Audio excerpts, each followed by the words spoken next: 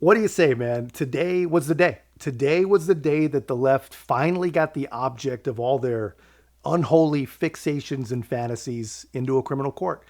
And what I think today should be, I think it should be a true lesson to anyone who can still think for themselves, or basically anyone who ever wants to someday think on their own again. And I think this needs to be a moment that the left needs to remember. And I don't think that's going to be a problem. I don't think they're ever going to be able to forget it because this is going to be the only Trump case to actually make it into a courtroom. And this really will be the moment that the left overplays their hand and everything that hasn't already fallen apart is really, really going to start falling apart. Because out of all their get Trump fantasies, and they got a lot of them, they got a few still going on, but out of all of them, this is the weakest. And you know it's the weakest because the media, they don't really even talk about it that much. And that's a couple reasons. One, they don't really understand it themselves. But the ones that do understand it, they really do not want people to understand this case. They know that if people really, really do understand this case, it's all going to backfire. And I'll explain that in a moment. But first, this is what the left wants you to believe that this case is about.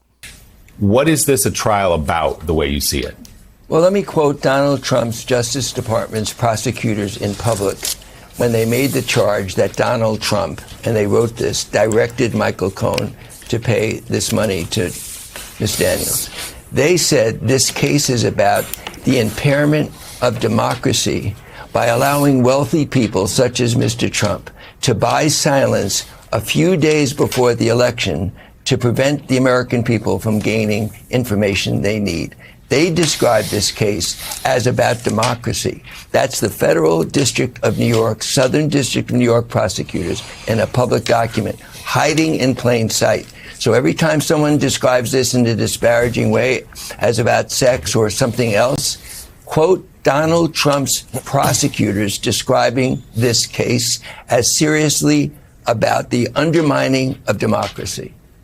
Yeah, so that's longtime Trump deranged attorney Lanny Davis basically begging his partners in the corporate media to not make this about an alleged affair and begging them not to make this about a non-disclosure agreement or, like the propagandists like to call it, hush money. They want to make this about election interference. They want to make it about election integrity, which of course is completely insane. And no one will actually believe that. No one does believe it. But this is just the weapon the Manhattan district attorney has used. You know, all this is just a trick. And they have to use this as a trick because here's the Trump case basically in a nutshell, right? Trump paid his lawyer money that his lawyer had previously claimed he paid on his own, out of his own account with no direction from Donald Trump. And because it was money to the lawyer, the Trump organization ledgered it as legal expenses. Now, the state of New York says that's not correct. The state says it wasn't for actual legal services, so that makes Donald Trump guilty of falsifying business records. Not taxes, not shareholder information, nothing to the SEC or any other legal oversight organization, just his own personal business records. Now, obviously he's a master criminal, so in New York, that is actually a class 1 misdemeanor, which is less serious, by the way, than the average DUI. So how do you get from one unimportant misdemeanor to 34 pretty damn serious felonies, right? Well, like our TDS infected friend, Lanny Davis, said, this is all about election interference. The problem you would think that the state of New York would have is the fact that Michael Cohen pled guilty to these payments as an illegal campaign contribution. And the FEC, the Federal Election Commission, they looked all through every bit of this and decided that there is no election-related crimes for Donald Trump. And even if there were, the state of New York cannot prosecute you for an unindicted federal crime. So how do they get around that? Well, Alvin Bragg and Judge Juan Merchan say that Donald Trump doesn't have to be convicted, doesn't even have to be charged, doesn't even really have to be accused of some other election-related crime. He just has to have intended to commit another crime while paying Michael Cohen for his hush money help. So even simpler than that. Trump allegedly committed a misdemeanor by writing something down incorrectly in his own private company's private records. And that became a felony when the state said, but he's Donald Trump. He must have been committing some other crime. They don't even have to prove another crime existed. Just the fact that he had criminal thoughts makes everything that he does a crime. So, okay. Obviously that's a stretch. That's a little rich, right? So, how did they turn it into 34? Well, Michael Cohen was paid in 10 or 11 installments, right? So here's what they did. And this just tells you how dirty everything is. So every invoice that Cohen sent, every invoice that was recorded by Donald Trump or whoever recorded it for him in the records, and every corresponding check cut became its each separately charged serious felony. So one misdemeanor turned into 34 magical felonies. And I totally understand, you might be a brainwashed, no one is above the law leftist hearing all this, watching this, and basically becoming sexually aroused, thinking about how they're doing this.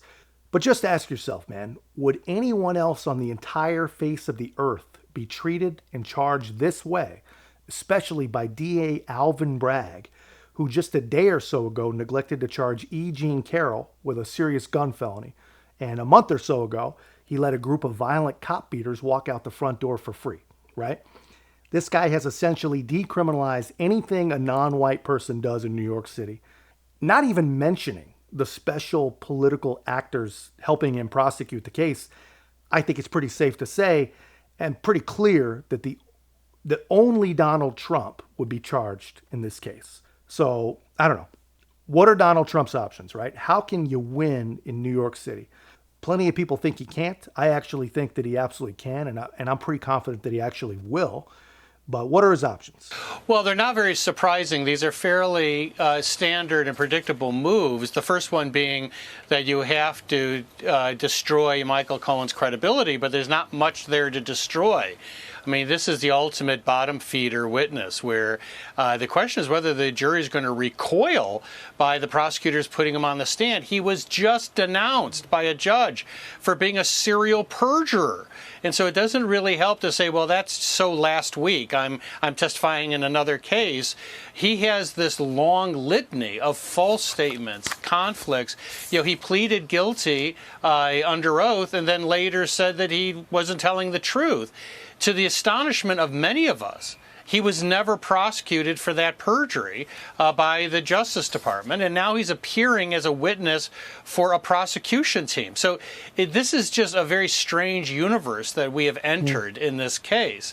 The second issue involves a fairly standard motion that occurs when you believe that the jury may not agree that the big ticket item of a charge, the felonies, is proven. And you want the court to give an instruction saying you can always convict on lesser included offenses, in this case a misdemeanor. Now, sometimes the defense doesn't want to do that. Sometimes they just want to leave the jury with the cliff option, thinking that they don't want to go over the cliff, so they'll go ahead and acquit. But many times this works in favor of the defense. For Trump, there could be personal resistance to even suggesting a possible misdemeanor conviction.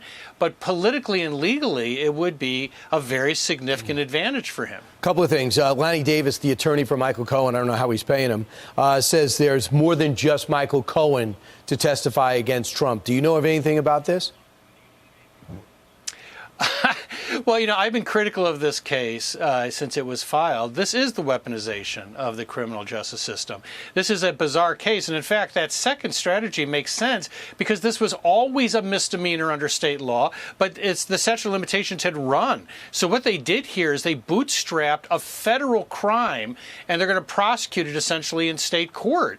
And now this is a crime that the Department of Justice rejected. They didn't believe that there could be a basis for charging under the federal election laws, at least not a credible one. So you have this really odd effort in order to sort of take a federal offense, rejuvenate a misdemeanor, and then convict him for a felony.